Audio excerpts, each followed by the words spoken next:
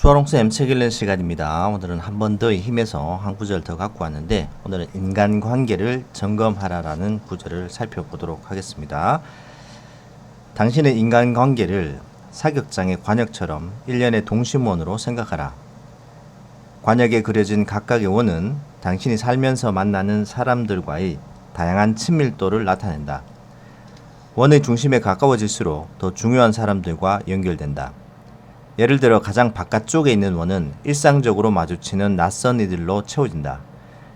그들은 스포츠 바의 옆 테이블에 앉아서 당신과 같은 경기를 시청하는 사람일 수도 있다. 또는 당신의 제품이나 서비스를 자세하게 알아보기 위해 문의 전화를 걸어오는 잠재 고객일 수도 있다. 낯선 이들은 당신의 삶에 끊임없이 등장했다가 사라진다. 다시는 보이지 않고 소식도 들리지 않는다. 따라서 그들과의 관계는 그냥 가볍게 무시해도 좋을 수준이다. 그 다음 원에는 당신이 종종 마주치는 사람들이 존재한다. 단골 매장의 정육 코너 직원, 아들 친구의 부모 등이 여기에 해당된다. 당신은 가볍게 나누는 짤막한 대화를 통해 그들과 연결되고, 당신은 그들을 마주칠 때마다 별뜻 없이 상호작용을 한다. 바깥쪽 원들에는 이보다 좀 더 가깝게 이어지는 평범한 관계도 존재한다. 딸아이의 담임교사, 테니스 동호회원 등에게는 제한적인 에너지만 할애해도 충분하다. 적당한 거리를 유지하며 정보를 공유하는 것만으로도 좋은 관계가 유지된다. 가장 안쪽의 가장 작은 원에는 당신에게 매일 지속적인 영향을 주는 소수의 사람들이 존재한다. 당신의 배우자, 부모, 자녀, 그리고 당신의 핵심 동료 그룹이다. 그들과의 관계는 매우 중요하고 시간과 열정을 쏟을 충분한 가치가 있다.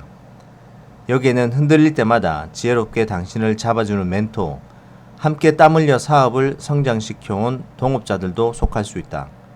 그저 찾아가는 것만으로도 위안이 되는 친구들도 여기에 속할 수 있다. 이 원 안에서 가장 눈에 띄는 키워드는 신뢰, 헌신, 친밀함, 성공과 행복의 동행이다. 그리고 당신은 이 모든 원의 정중앙에 위치한다. 당신의 삶으로 들어온 사람들은 관역의 중심을 향해 더 접근하거나 더 멀어진다. 그것이 인생의 본질이다. 이 과정은 몇 년이 걸릴 수도 있고 빠르면 몇 주밖에 안 걸리기도 하지만, 그 사람들이 당신의 한평생 내내 하나의 원에 정체되는 경우는 드물다. 명심하라. 목적이 다 이루어진 관계에는 반드시 변화가 요구된다. 당신은 바깥쪽 원에 있는 사람을 안쪽 원으로 새롭게 배치할 수 있다. 이와 반대의 결정도 물론 할 수 있다. 전혀 새로운 사람을 관역 안으로 끌어당길 수도 있다. 끊임없이 당신의 관역을 기웃거리는 사람들을 완벽하게 차단할 수도 있다. 그럼에도 불구하고 대부분의 사람들은 자신의 대인관계에 별다른 통제권을 행사하지 않는다.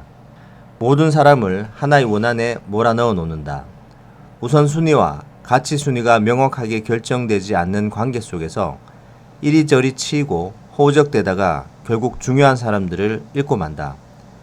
관역 안의 사람들은 북적이는데 그 어떤 사람에게도 위안과 동기부여를 얻지 못한다. 대부분의 시간을 당신의 사람들에게 쓰는데 그들에게서 얻는 에너지는 너무나 빈약하다. 크고 작은 원으로 이루어진 관역을 매일 한 번 더 점검하라. 당신의 대인관계를 오직 이해타산적인 태도로 살펴보라는 것이 아니다.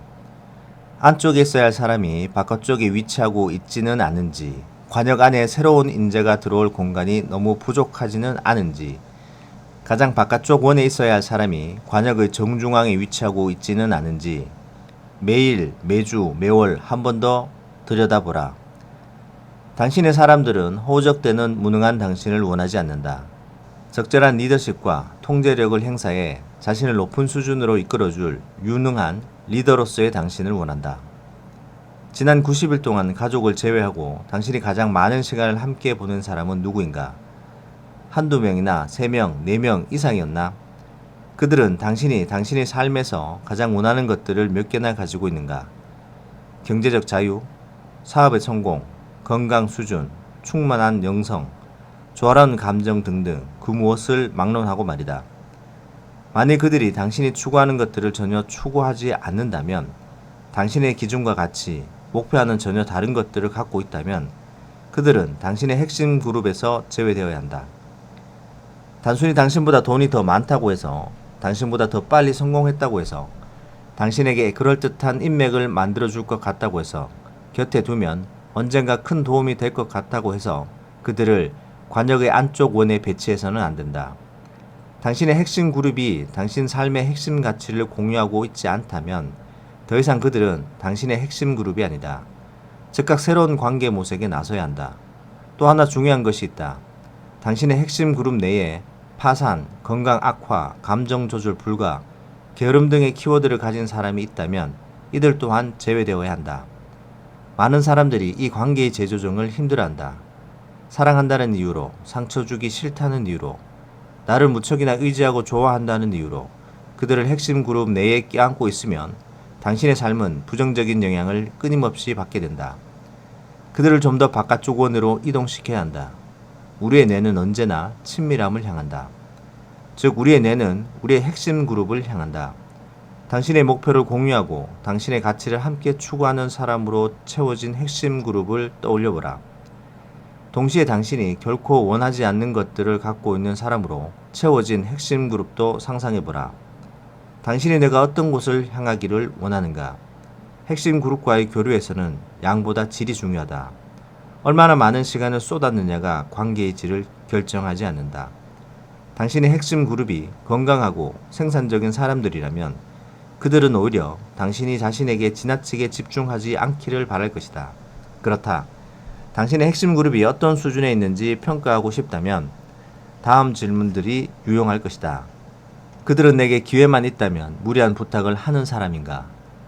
그들과 나는 치우침이 없고 서로 조화로운 관계를 이루고 있는가? 그들과 나는 긴장과 격려를 함께 나누는 선의의 경쟁자인가? 그들과 나는 상호 독립적인 관계인가? 최고의 파트너십을 발휘해 함께 큰 성공을 거둔 스티브 잡스와 스티브 위즈니악, 워렌 버핏과 찰리 먼거, 오프라 윈프리와 게일 킹 등을 생각해보라. 당신의 삶을 함께할 최고의 동행은 누구인가? 우정은 서로 같은 곳을 바라보고 같은 길을 걸어갈 때 꽃을 피운다. 나는 성공과 우정 둘 중에 선택을 하라면 주저없이 우정을 선택하겠어. 이런 말도 안 되는 선택을 하지 말라. 한 번 더의 습관이 이런 치명적인 실수를 예방해 줄 것이다.